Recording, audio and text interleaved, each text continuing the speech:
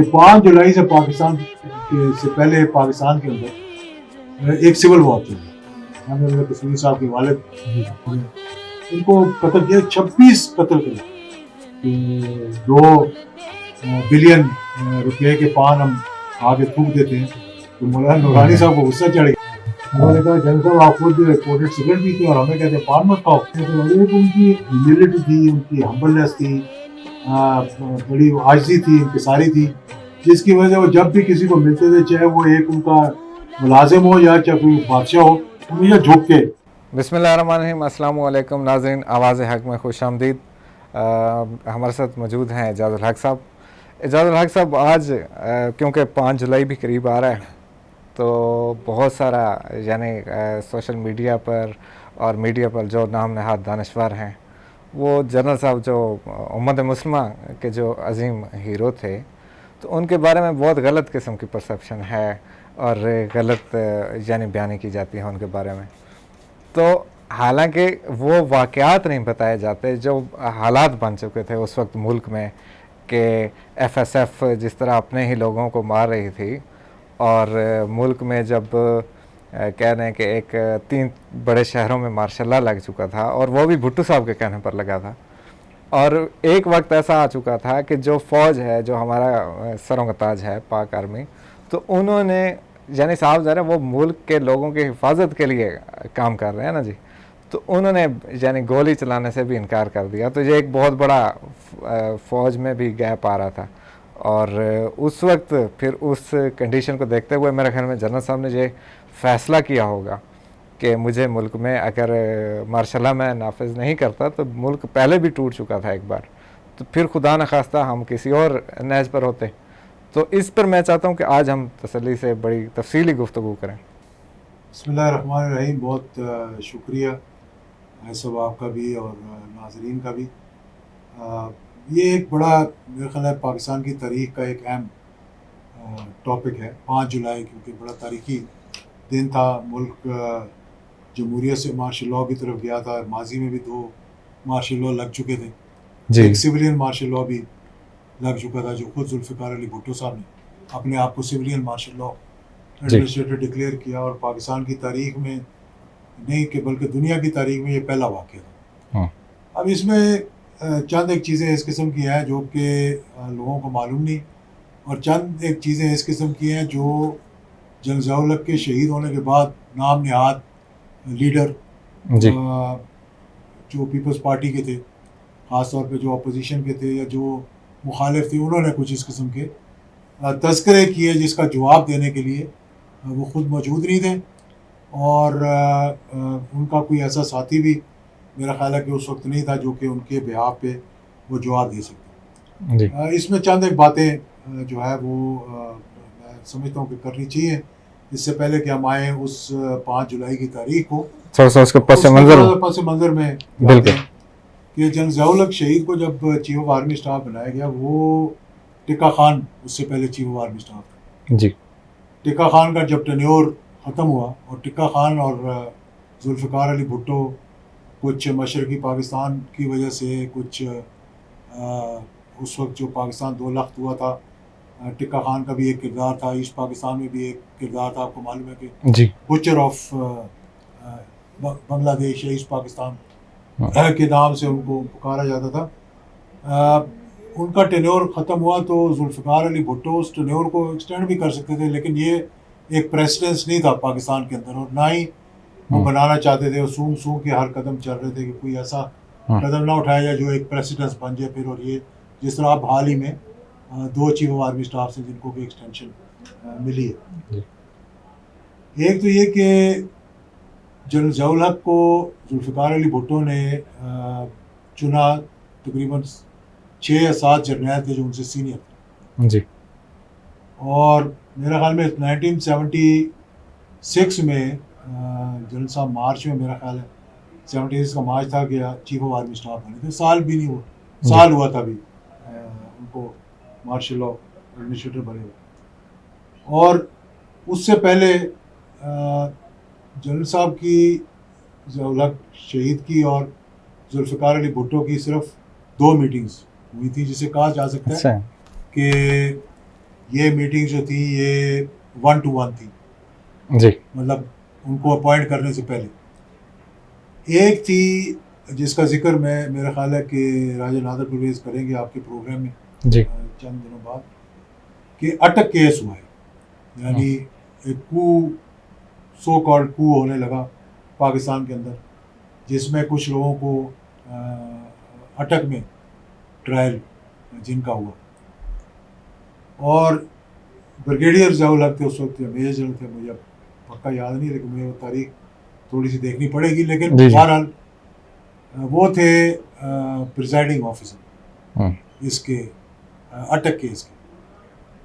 یہ ہوا 1974 تھا یا 1973 تھا میرے خیال میں. جنرل صاحب میجر جنرل تھے اس وقت, وہ پریزیڈنٹ بنائے گئے اس کورٹ کے, کیونکہ وہ آرمی کا کورٹ تھا, آرمی کے اندر سے کو ہوئی تھی. میجر نادر پرویز, میجر جاوید کالو اور اس قسم کے اور لوگ تھے جنہوں نے یہ اٹک ٹرائل کیا. اور ذوالفقار علی بھٹو سے جب اپوائنٹ ہوئے تو جنرل ضیاء الحق سے میٹنگ ہوئی ان کی, شہید سے, تو ذوالفقار علی بھٹو نے کہا کہ I want to set an example from the judgment, کہ I want to set an example so that nobody in the future, کہ آئندہ مستقبل کے اندر کوئی اس قسم کا قدم نہ اٹھائے. تو اس وقت میرے والد نے مجھے خود بتایا کہ میں نے ان کو کہا کہ sir the case will be considered on merit, کہ کیس جو ہے وہ میرٹ پہ دیکھا جائے گا, اور ہم کوشش کریں گے کہ جو بھی اس کے پہلو ہوں گے جی تو وہ کریں گے. تو خیر وہ جب کیس ختم ہوا اور اس کی فائنل رپورٹ آئی تو وہ فیصلہ ذوالفقار علی بھٹو کے توقعات کے مطابق نہیں تھا, ان کی توقعات کے مطابق. وہ چاہتے تھے کہ ان کو ایک آدھے کو پھانسی لگے بیچ میں سے, ایک دو کو عمر قید ہو, مطلب, اور اس قسم کے وہ چاہتے تھے. لیکن جو سینٹنس دیے گئے وہ 7 سال 14 سال اس قسم کے دیے گئے. تو اس وقت انہوں نے بلایا, اور میرے والد صاحب بتاتے ہیں کہ مجھے بلایا انہوں نے, اور انہوں نے کہا کہ بھائی how have you given this judgment. اس میں اس کیس میں احسن ظفر صاحب بھی تھے, پتہ نہیں ان کی طرف سے تھے یا حکومت کی طرف سے تھے, معاون تھے عدالت کے. میں بڑا جب آرگیومنٹ ہوا تو میں نے ان کو سمجھایا کہ بھائی کس طرح سے اس کا فیصلہ کیا گیا اور کیا میرٹ بنتے ہیں, اور کسی کو ایسے سزا نہیں دی جا سکتی کیونکہ انہوں نے کوئی اقدام کیے نہیں تھا, اس سے پہلے پکڑے گئے تھے وغیرہ وغیرہ. یہ ہوا تو کو کنونس ہو گیا. تو اس نے کہا کہ ٹھیک ہے, اور یہ پھر بھی اندر ہی قید میں رہے. راجہ نادر پرویز ہو گیا, میجر جاوید ہو گیا, اور بھی بہت سے لوگ تھے, اس میں ایک پائلٹ بھی تھا, یہ سارے تھے. تو وہ ایک ان کی ملاقات تھی جس سے کہ پتہ نہیں وہ امپریس ہوا جنرل صاحب سے کہ نہیں ہوا, یہ مجھے نہیں پتا. دوسرا یہ تھا کہ جب جنرل صاحب جارڈن میں تھے ایز این ایڈوائزر, تو ایک بڑا مشکل وقت آیا جارڈن کی حکومت کے اوپر, کہ شاہ نے فیصلہ کیا اس وقت, کیونکہ فلسطینیوں کے درمیان اور اردن کے درمیان ایک قسم کا سول وار چل رہی تھی, اور ساتھ ساتھ ہی سیریا نے بھی حملہ کر دیا. سیریا کی طرف سے اردن کے اوپر حملہ ہو گیا. شاہ حقان عباسی صاحب کے والد حقان عباسی صاحب بھی اس وقت ایئر فورس کے ایڈوائزر تھے وہاں جارڈن کے اندر, اور ان کی تصویریں بھی ہیں جنرل صاحب کی, اور ان کی اس زمانے کی جارڈن کی تصویریں, اور ان کا ایک بڑا تعلق پیدا ہو گیا اپنے پروفیشنل اس کی وجہ سے. انہوں نے جو ٹریننگ دی ان کی فوج کو, اور خود 2-4 دفعہ کراؤن پرنس وہاں پر گیا, بڑا امپریس ہو گیا. لیکن جب ایسے حالات پیدا ہو گئے کہ لا اینڈ آرڈر بالکل ڈیٹیریوریٹ کر گیا, اور تمام تنصیبات جو تھی جارڈن کی وہ اپوزیشن کے ہاتھ میں چلی گئی ایک قسم کی, مطلب, اور بے بس ہو گئے. تو اور اوپر سے سیریا نے حملہ کر دیا, تو شاہ نے فیصلہ کیا اردن کے بادشاہ نے کہ میں ملک چھوڑ کے چلا جاؤں. تو میرے والد صاحب وہاں پہ تھے ایڈوائزر جورڈینین گورنمنٹ کے. لڑائی لگی ہوئی تھی, گھر کی بیسمنٹ میں رہ رہے تھے. جنرل نوازش ان کے سینئر تھے, لیکن پروفیشنلی کیونکہ بادشاہ نے جنرل صاحب کا کام دیکھا ہوا تھا, اور ماضی میں بھی 2-4 مشاورتیں ان کے ساتھ اس قسم کی ہوئی تھی, تو انہوں نے ہیلی کاپٹر بھیجا اور اپنے پیلس میں ان کو بلایا اور ساری بات بتائی. تو میرے والد نے جو مجھے بتایا, انہوں نے کہا کہ میں نے ان کو یہ کہا کہ آپ ایبڈیکیٹ نہ کریں, اپنا ملک چھوڑ کے نہ جائیں, اللہ بہتر کرے گا. انہوں نے کہا کہ پھر آپ کمانڈ سنبھالیں ہمارے ٹروپس کی جو کہ سیریا کے ساتھ لڑ رہے. تو ان کے پاس کوئی, انہوں نے کہا کہ مجھے تو اپنی جی ایچ کیو سے اجازت لینی پڑے گی.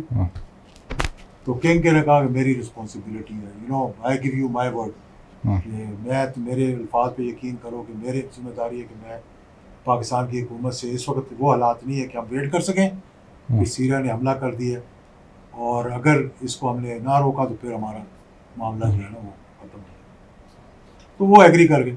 انہوں نے جا کے کمانڈ سنبھالی. اللہ کی طرف سے کوئی معجزہ ہو گیا, سیریا کے کچھ 4-5 ٹینک یا 10-12 ٹینک تباہ ہوئے. انہوں نے جا کے مورچے میں اتر گئے اور خاقان عباسی صاحب نے ایئر فورس کی ان کی کمانڈ سنبھالی ایک قسم کی.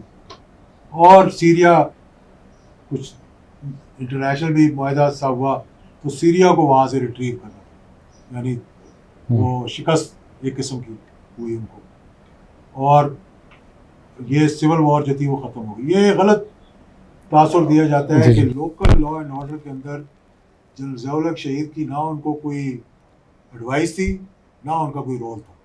جو لوکل وہاں پر ہوا بہت سے بالکل ان کے بارے میں کہتے ہیں کہ فلسطینیوں کا انہوں نے پیپلز پارٹی والوں نے مشہور کیا ہوا ہے بلیک ستمبر, اگر بلیک سپٹمبر ہوتا تو یاسر عرفات پھر 5th OIC کی میٹنگ میں کھڑا ہو کے نہ کہتا کہ ہمارے پڑوس میں کاش ضیاء الحق ہوتا, ایک پاکستان ہوتا اور آج ہم بھی آزاد ہوتے. بالکل. تو وہ اس کو پتہ تھا کہ ضیاء الحق کا کیا کردار تھا اس اردن کے. اور دوسری بات یہ ہے کہ اگر اس طرح کا واقعہ ہوتا تو سعودی عرب کے جو خانہ کعبہ کے امام ہیں وہ کس طرح کہتے ہیں کہ ضیاء الحق صاحب آپ آئیں ذرا امامت کروائیں. تو وہ میں بتانا چاہتا ہوں کہ کیا ہوا, کیا جو لوگ بڑی باتیں کرتے ہیں جی جی ضیاء الحق کو اس لیے بلایا اور اس نے یہ قرآن پہ حلف دیا, حالانکہ جتنا ان کا اللہ پہ بھروسہ تھا اور دین پہ کہ قرآن اٹھانا ہی ان کے لیے میں سمجھتا ہوں ایک بہت بڑی غلط بات تھی کہ کسی اپنے مفاد کے لیے قرآن کو اٹھایا جائے. الحمدللہ ان کا ایک اچھا دینی بیک گراؤنڈ رہا ہے الحمدللہ, اور کبھی ان کو کسی چیز کی لالچ نہیں لی, اور جتنے عہدے ان کو ملے کپتان سے لے کر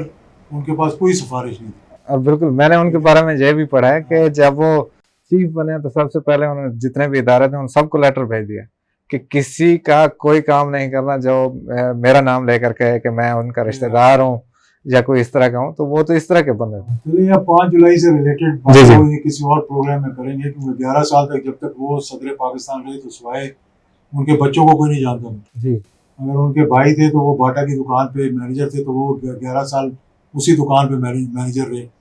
جو بھائی کراچی میں کام کر رہے تھے اپنا دکانداری کا, وہ دکانداری کرتے رہے. تو بعد میں آپ نے دیکھے اور پہلے اس سے کیا زمانے آئے کہ لوگوں نے بڑی بڑی انڈسٹری لگا دی اور بالکل مفاد اٹھائے. تو الحمدللہ. اچھا, وہ جب یہ معاملہ ہوا جس پہ میں بات کر رہا تھا, جی جی, تو اوبلائج ہو گئے کنگ حسین جو ایک قسم کا, یار یہ شخص نے بڑا کام کیا. اتنے میں وہاں جنرل نوازش جو کہ جنرل صاحب سے سینئر تھے, انہوں نے ایک مراسلہ بھیجا تھی ایس کیو کو. انہوں نے کہا کہ بھائی میں تو یہاں پہ سینئر افسر تھا اور ہم دونوں اکٹھے تھے. بادشاہ نے ہیلی کاپٹر بھیج کے ضیاء الحق کو بلایا اور اس نے اپنی ایڈوائزری کیپیسٹی جو اس کی ہونی چاہیے تھی یہاں پہ کہ کسی کانفلکٹ میں کمبیکٹ میں حصہ نہیں لے گا, اس نے وہ سارے معاملات توڑتے ہوئے اور اس نے جا کر تو وہاں ان کی کمانڈ کی. اس لیے اس کا کورٹ مارشل کیا. پھر ایک انکوائری ہوئی, جنرل گل حسن اس وقت چیف آف آرمی اسٹاف, تو وہ انکوائری ہوئی تو لازمی بات ہے ذوالفقار علی بھٹو پتہ نہیں آ چکے تھے یا سنا انہوں نے اس بات کو. جب یہ بات ہوئی تو کنگ نے فون کیا ہوگا چیف آف آرمی اسٹاف کو بھی اور وزیر اعظم کو بھی میرے خیال میں, اور انہوں نے کہا کہ بھائی اگر یہ افسر تمہیں نہیں چاہیے تو مہربانی کر کے یہ افسر مجھے دے. ایک اور بھی وہاں پر ایڈوائزر گئے ہوئے تھے, بریگیڈیئر علی الدروس ان کا نام تھا, پاکستانی, جو کہ پھر جب ان کی ریٹائرمنٹ آئی تو جارڈن کی فوج نے ان کو انڈکٹ کر لیا ایڈوائزر ٹو جارڈینین گورنمنٹ. تو کنگ نے کہا بھی یہ تو تمہارا اتنا اچھا فوجی ہے اور ہم اس کے سالمند ہیں, اگر تمہیں نہیں چاہیے تو تم مجھے دے دو. اس نے تو میری ریکویسٹ پہ کیا تھا اور میں نے کہا تھا کہ میں پاکستان. یہ بات آئی تھی جہاں لائلٹی کی. میرا خیال ہے یہ ذوالفقار علی بھٹو کو جب پتہ لگا تو اس نے کہا ہوگا یار یہ شخص جو ہے یہ بڑا لوئل ہے. لوگ کہتے ہیں جو کہہ رہے تھے کہ اس کا تو کوئی آگے پیچھے کوئی نہیں ہے, اس کی شکل صورت کوئی نہیں ہے, اس قسم کی باتیں کی انہوں نے بڑی مطلب بلو دا بیلٹ جس کو کہتے ہیں نا, گری ہوئی باتیں کی. اور یہ کہا جی کہ وہ 4 گھنٹے جو ہے وہ بعد بیٹھے رہے دفتر کے ذوالفقار علی بھٹو کے, انتظار کر رہے تھے اور مل نہیں رہا تھا ان کو. یہ کبھی ہو سکتا ہے کہ چیف آف آرمی اسٹاف جائے اور پرائم منسٹر جو ہے 4 گھنٹے بیٹھا رہے اندر, اور پھر کہا جن صاحب ایک دو سگریٹ پیے, تو چین اسموکنگ کرتے تھے انہوں نے. الحمدللہ 1979 میں یہ ان کی ول پاور تھی کہ جب بجٹ آیا تو انہوں نے کہا کہ 2 بلین روپے کے پان ہم کھا کے تھوک دیتے ہیں. تو مولانا نورانی صاحب کو غصہ چڑھ گیا. انہوں نے کہا جنرل صاحب آپ خود امپورٹڈ سگریٹ پیتے ہیں اور ہمیں کہتے ہیں پان مت کھاؤ. اس دن انہوں نے سگریٹوں کو چھوڑ دیا. تو کسی نام نہاد پیپل پارٹی انہوں نے کہا کہ وہ سگریٹ پی رہے اور اوپر سے پرائم منسٹر آ گیا تو انہوں نے جلتا سگریٹ اپنی جیب میں ڈال. یعنی مجھے معلوم ہے کہ بہت سی ایسی میٹنگز تھی, بہت سے ایسے کھانے تھے.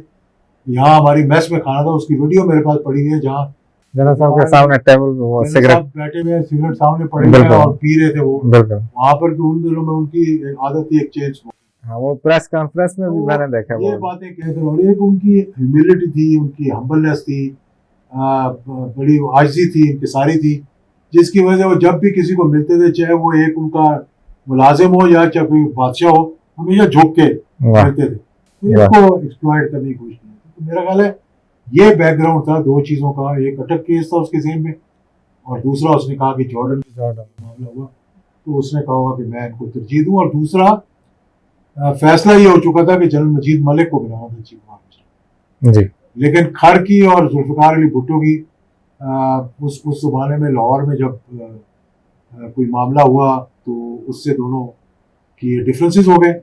اور جنرل مجید ملک کو پروموٹ کر رہا تھا, سپورٹ کر رہا تھا کھڑ, تو قدرتی طور پہ وہ جب آگے سے نکل گئے راستے سے تو پھر جنزال اپنی باری آ گئی. اللہ تعالیٰ عزت اور ذلت دینے والے کو اللہ کی ذات ہے. بہرحال اب 5 جولائی سے پہلے کے جو ملک کے حالات, مجھے افسوس ہوتا ہے کہ جن بڑے بڑے دانشوروں کی, بڑے بڑے صحافیوں کی, جن کو دلائی کیمپ میں رکھا گیا تھا, جن کے مولانا طفیل صاحب جماعت اسلامی کے جو چیف تھے, امیر تھے, جو ان کے ساتھ ہوا ساری دنیا کو پتہ جی.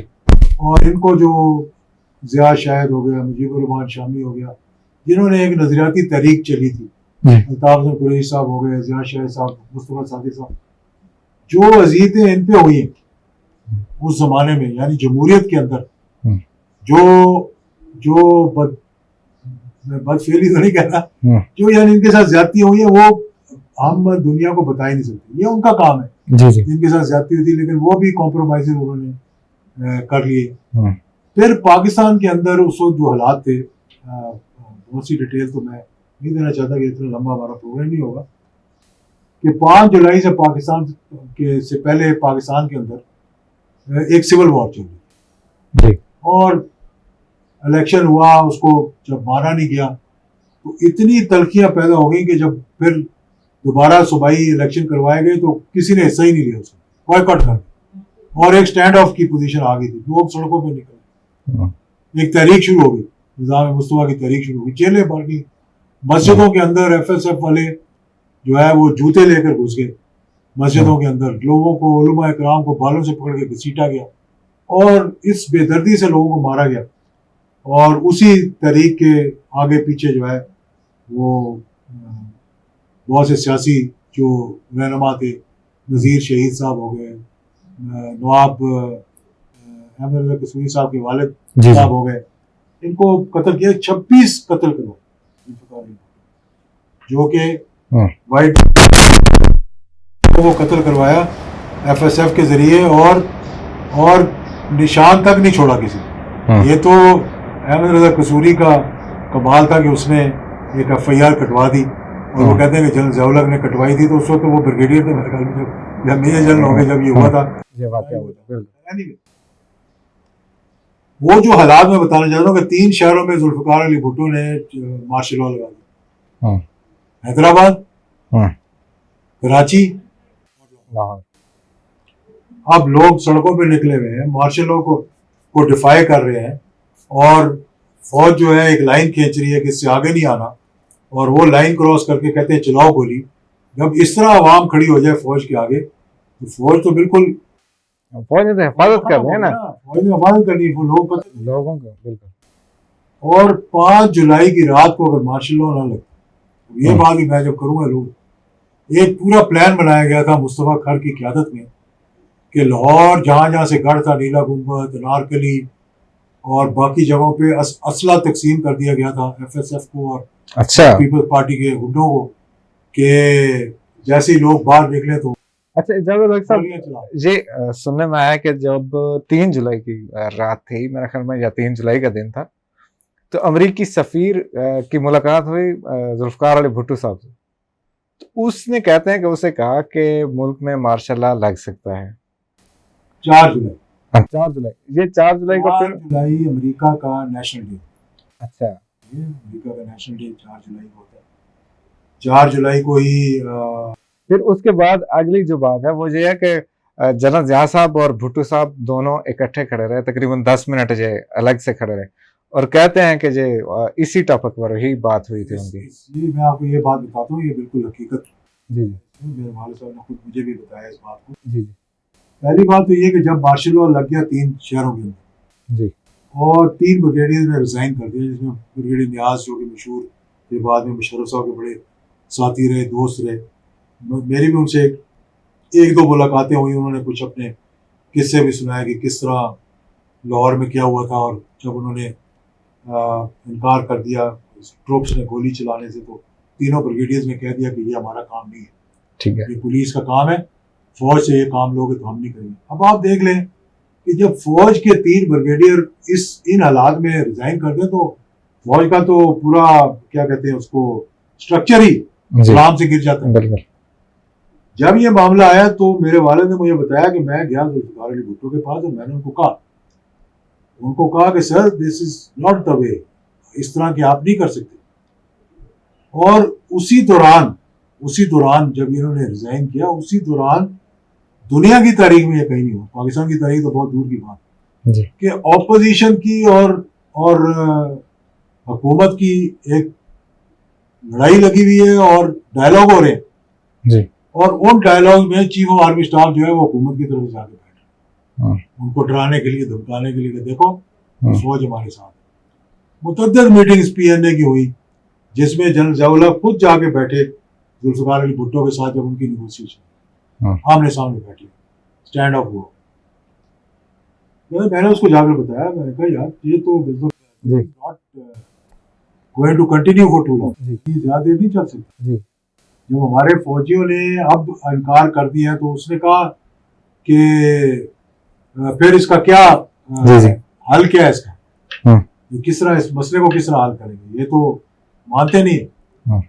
تو انہوں نے کہا یا تو پورا مارشل لاء ہو, یا آدھا تیتر آدھا بٹیر جو ہے وہ نہیں چل سکتا. تو اس سے ذرا اس کے مطلب کوئی کان کھڑے ہوئے ہوں گے.